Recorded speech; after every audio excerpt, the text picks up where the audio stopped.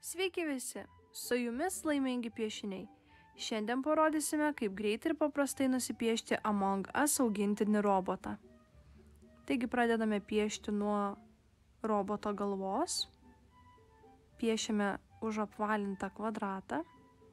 Ties kairiąją pusę paryškiname liniją. Nusipieškime pailgą puslankį. Tuomet nupieškime robotui kaklą. Vėl piešiame už apvalintą kvadratą ties kairę pusę.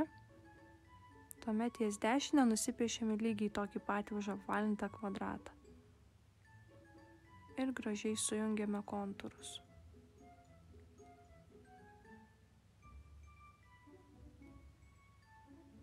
Nupieškime vieną ratuką ties viduriu apačioje po kvadratais. Tuomet vieną pačiame gale. Ties kairę pusę. Tada paryškiname apatinę liniją. Tuos du nupieštus rutuliukus sujungiame. Tuomet einame link dešinės, kilame į viršų, vėl paryškiname liniją. Tuomet pieškime robotui akis. Kaip matote, mūsų akytės rutuliuko formos.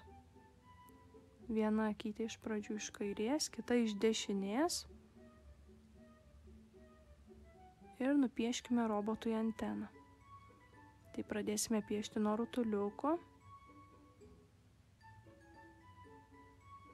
Ir antena. Šį piešinį nuspalviname.